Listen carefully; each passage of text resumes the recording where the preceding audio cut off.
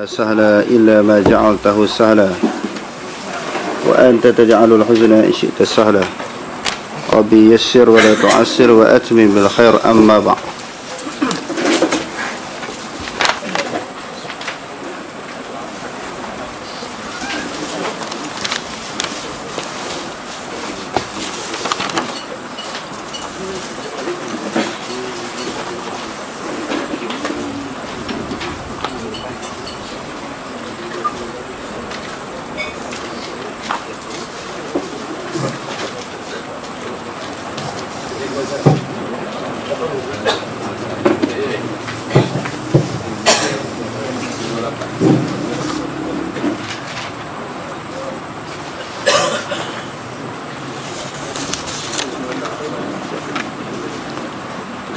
Okey, sila Ustaz. Bab hal yakhruju minal masjid li'illatin. Bab adakah boleh keluar daripada masjid dengan sebab sesuatu illah. Illatin ini isim nakirah. Li'illatin di atas sesuatu alasan, sesuatu sebab. Jadi setelah kerana di sana ada pandangan daripada kalangan ulama berpendapat makruh seseorang yang keluar daripada masjid setelah dilaungkan seruan azan. Jadi dalam riwayat Tirmizi juga ada disebut babu majaa fi karahiyatil khuruji minal masjidi ba'dal adzan. Bab berhubung dengan makruh ataupun ditegah keluar daripada masjid selepas daripada azan. Hadis yang ke-204. Hadis yang ke-204 membicarakan perkara tersebut.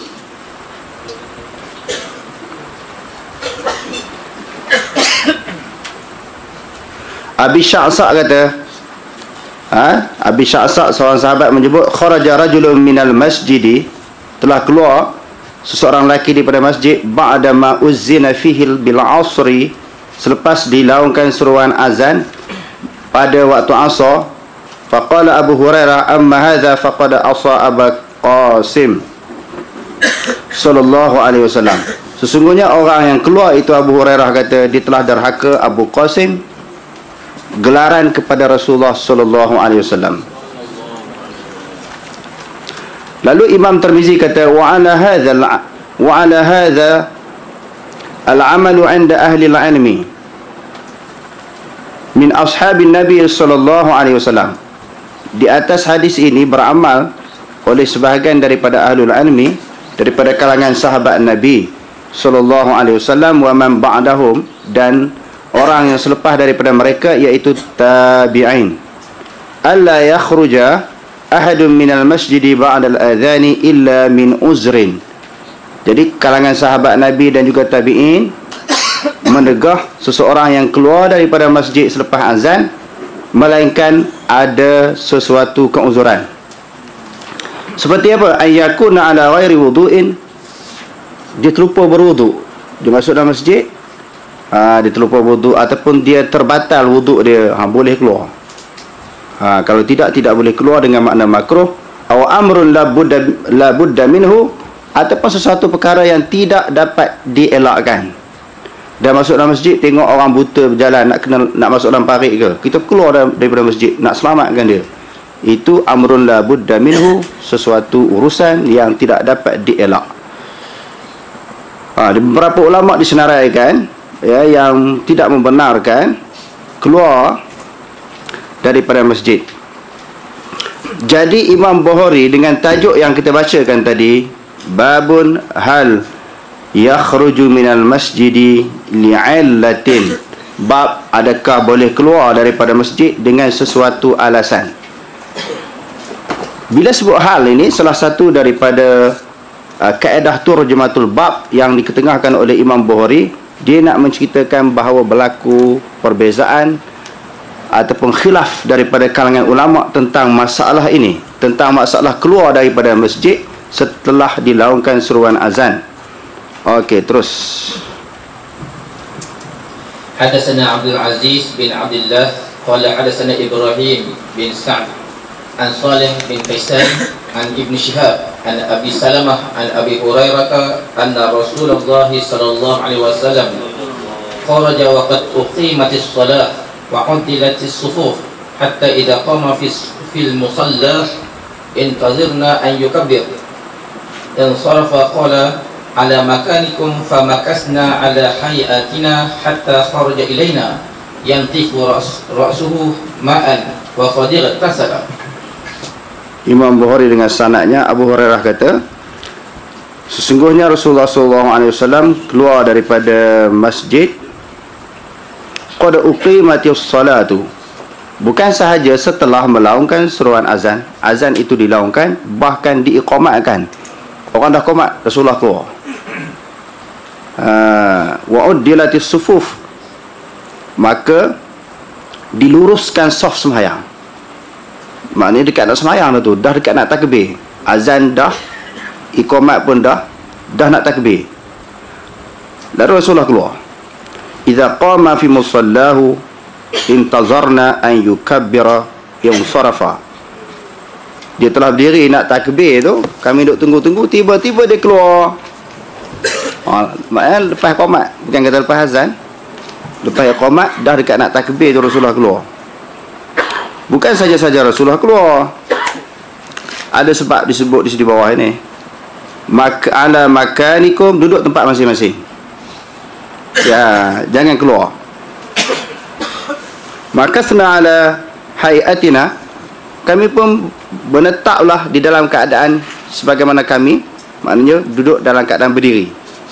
Kami menetap di dalam keadaan berdiri, tak bergerak, tak keluar mana-mana. Rasulullah keluar hatta kharaja ilaina, selepas tu dia keluar balik kepada kami, maknanya dia masuk balik ke dalam masjid.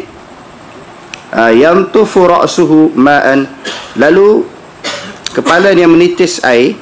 Qad ightasala, sesungguhnya dia telah mandi. Jadi dia mandi di sini adalah mandi janabah. Bukan mandi biasa. Rasulullah ni mandi janabah. Istinbat ataupun pengajaran yang dapat diambil daripada hadis ini boleh keluar apabila ada sesuatu urusan. Itulah maksud yang hendak diketengahkan oleh Imam Bukhari. Sebab dia kata li'illatin, dengan sesuatu alasan, dengan sesuatu sebab. Yang keduanya, boleh berlaku lupa kepada Nabi SAW. Kan dia lupa mandi hadas tadi, maknanya boleh laku lupa. Di dalam masalah syarak, hukum syariat ini, kadang-kadang Nabi SAW dilupakan oleh Allah Subhanahu Wa Taala untuk menceritakan hukum syariat. Nabi dilupakan oleh Allah Subhanahu Wa Taala untuk menceritakan hukum syariat, nak ajar hukum syariat. Kalau tidak dilupakan, maka ada kaedah-kaedah yang lain. Diturun wahyu berbentuk Al-Quran umpamanya. Ini di antara bentuk kaedah Allah Subhanahu Wa Taala nak ajar hukum syariat. Dalam hadis yang diriwayatkan oleh Imam Muslim, Rasulullah utuskan malaikat Jibril pergi bertemu dengan Rasulullah. Allah Ta'ala utuskan malaikat Jibril pergi bertemu dengan Rasulullah. Tanya Rasulullah, ma ma'nal Islam, ma ma'nal iman. Lalu dijawab secara jelas oleh Rasulullah, ma ma'nal ihsan.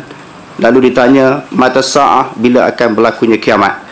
Okey, secara kesimpulan, berbagai-bagai cara dan bentuk dan kaedah yang Allah Ta'ala ajar Nabi tentang hukum syariat kadang-kadang dilupakan kepada Nabi. Maknanya harus bagi Nabi itu berlaku lupa kepada dia. Yang seterusnya, menunggu jemaah. Menunggu jemaah itu, untuk imam datang itu diharuskan walaupun melibatkan masa yang panjang. Panjang tak tadi tunggu selesai mandi dulu. Tak apa. Selagi mana waktu masih luas, masih panjang, boleh kita tunggu imam. Dan juga dia kata wa jawazul fasli bainal iqamati was salah lianna qawlahu.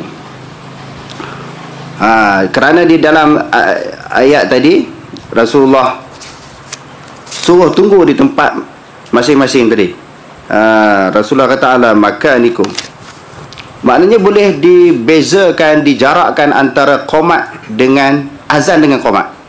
Sebab kan lama kan? Lama tunggu. Tetapi li'an latin lah. Maknanya dengan sebab sesuatu alasan. Walaupun telah diikomatkan, yang seterusnya, walaupun telah diikomatkan, Rasulullah datang terus dia sembahyang takbir. Walaupun jarak antara qomat dengan sembahyang tadi kan panjang, Rasulullah dah habis qomat nak takbir, tiba-tiba dia keluar. Maka Rasulullah masuk balik. Jadi imam sembahyang ni dia tak suruh ulang balik qomat. Maknanya boleh berpisah dengan masa yang panjang. Maknanya tak perlu mualat kan? Kan ada pandangan-pandangan, pendapat-pendapat kata kena mualat selepas iqamat terus sembahyang. Imam Bukhari nak ceritakan tak perlu, tidak wajib, tidak mesti, kerana Rasulullah tak suruh ulang balik qomat.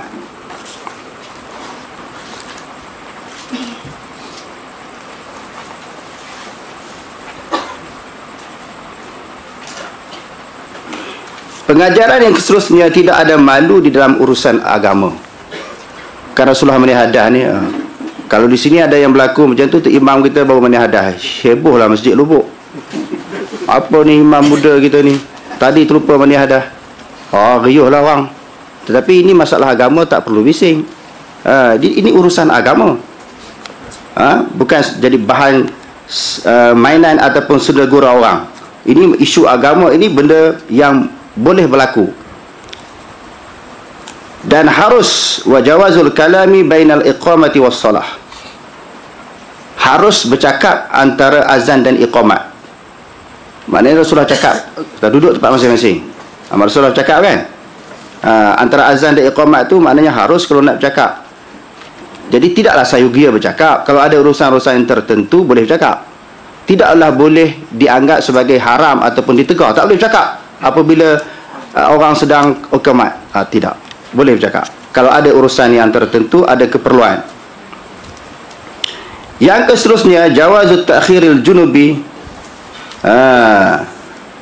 al-ghusla, harus mentakhirkan mandi junub. Bukan kata selepas berjunub tu terus kena mandi. Tak, harus ditakhirkan macam tadi. Okey, terus bab iza qala al-imam makanakum hatta raja'a intaziruh.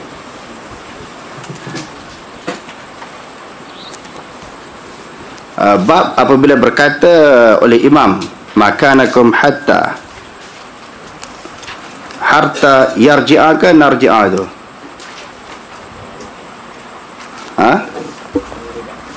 situ apa? Hatta raja'a. Sebahagian daripada cetakan dia narji'a. Okey, hatta raja'a. Okey, tak apalah pegang yang banyak itu. Yang lebih tepat sebenarnya raja'a. Intazaruhu, maknanya mereka menunggu akannya, makmum menunggu akan imam. Bila imam kata makanakum, mereka duduk di tempat masing-masing.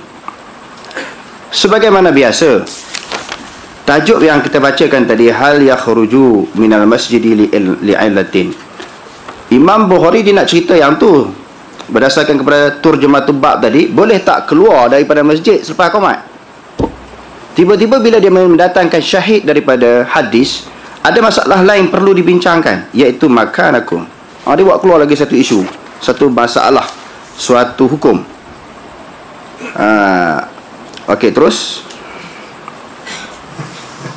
Hadatsana Ishaq qala hadatsana Muhammad bin Yusuf qala hadatsana Auza'i an Az-Zuhri an Abi Salamah bin Abdurrahman an Abi Hurairah qala uqimatis shalah fasawwa an-nas sufufahum fakharaja Rasulullah sallallahu alaihi wasallam fataqaddama wa huwa junub thumma qala ala makanikum faraja'a faqattasal thumma kharaja wa ra'suhu yaqtur ma'an fa shalla bihim. Maknanya harus seseorang imam disebut kepada makmum duduk tempat masing-masing. Tadi nak cerita boleh keluar tak boleh keluar, tetapi harus dia bercakap duduk tempat masing-masing bila dia nak keluar di atas sesuatu urusan dan sesuatu alasan. Okey, terus. Bab qawlir rajul ma sallaina.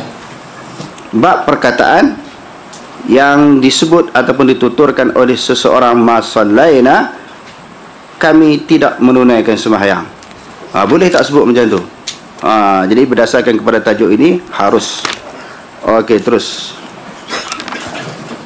Hadatsana Abu Nu'aim qala hadatsana Syaiban an Yahya qala sami'tu Aba Salamah yaqulu akhbarana Jabir ibn Abdullah anna an-nabiy sallallahu alaihi wasallam ja'ahu Umar bin al-Khattab yawm al-Khandaq faqala ya Rasulullah wallahi ma kittu an usalliya hatta kadat asy-syamsu taghrub wa dhalika ba'da ma afṭara as-sha'im faqala an-nabiy sallallahu alaihi wasallam wallahi ma sallaituha fa nazala an-nabiy sallallahu alaihi wasallam ila Buthan wa ana ma'ah fatawadda'a thumma shalla ya'ni al-'asr ba'da ma gharabat asy-syams thumma shalla ba'daha al-maghrib. Imam Bukhari dengan sanadnya menyebut daripada Jabir bin Abdullah, dia kata sesungguhnya Nabi SAW telah datang kepadanya Sayyidina Umar pada peperangan Khandaq. Lalu Umar kata kepadanya, hampir-hampirlah aku tidak menunaikan sembahyang ketika matahari nak tenggelam. Taghrubu, hampir tenggelam. Di dalam peperangan Khandaq, sibuk berhadapan dengan orang-orang kafir di dalam peperangan tersebut, sehingga Sayyidina Umar hampir-hampir meninggalkan sembahyang asar. Lalu dia beritahu kepada Nabi SAW. Dia beritahu itu wadzalika ba'da ma aftara as-sha'imu. Dia beritahu selepas berbuka puasa. Dia beritahu suasana keadaan tu dia hampir-hampir tinggal sembahyang asar tadi kerana sibuk berhadapan dengan orang kafir. Dia cakap itu selepas masuk waktu maghrib. Dia cakap itu wadzalika ba'da ma aftara as-sha'imu. Yang demikian itu selepas berbukalah oleh orang yang berpuasa. Maknanya selepas waktu maghrib. Faqala Nabi sallallahu alaihi wasallam wallahi ma sallaituha. Aku sebenarnya tak sembahyang lagi. Nabi pun lagi diganggu, dilalaikan oleh orang kafir di dalam peperangan Khandaq. Fa nazala Nabi sallallahu alaihi wasallam ila Buthan wa ana ma'ahu. Jabir kata Nabi pun berhentilah tempat yang nama Buthan. Aku bersama dengannya, Nabi Jabir kata. Lalu Nabi SAW fatawadda'a, dia berwuduk, semua salat, kemudian dia sembahyang. Sembahyang apa tu? Ya'nil asra. Maknanya sembahyang asar selepas habis asar lah. Masuk waktu maghrib baru dia sembahyang asar. Maknanya dah habis waktu lah kan. Ba'da ma gharabati syamsu, selepas terbenamnya matahari. Summa shalla ba'daha al-maghribah. Kemudian dia sembahyang selepas asar ni waktu maghrib. Di sini Imam Bukhari nak menolak dakwaan orang kata kalau orang nak qada sembahyang, terlambat sembahyang, mesti sembahyang yang punya waktu terlebih dahulu. Maksudnya bila dah masuk waktu maghrib, kita tadi tinggal asar tadi, kena maghrib dulu. Imam Bukhari kata tak, boleh sembahyang asar dulu. Sebab Rasulullah buat macam tu. Kan ada dalam kitab-kitab fiqh mesti mengikut turutan kan. Mengikut turutan satu. Yang keduanya isu sahih, maknanya yang mempunyai waktu dulu, sahibul waktu. Yang mempunyai waktu ketika itu adalah maghrib, bukan asar. Asar dah lepas. Tetapi Nabi dia sembahyang asar dulu, sebab tu baru dia sembahyang maghrib. Maka harus boleh. Tak semestinya kita sembahyang yang waktu itu terlebih dahulu, maknanya sahibul waktu. Sembahyang yang mempunyai waktu itu bukan semestinya begitu. Harus juga. Kalau nak sembahyang maghrib dulu pun boleh. Tetapi Nabi SAW dia sembahyang hak lupuk dulu. Lepas tu barulah dia sembahyang maghrib. Wallahu a'lam.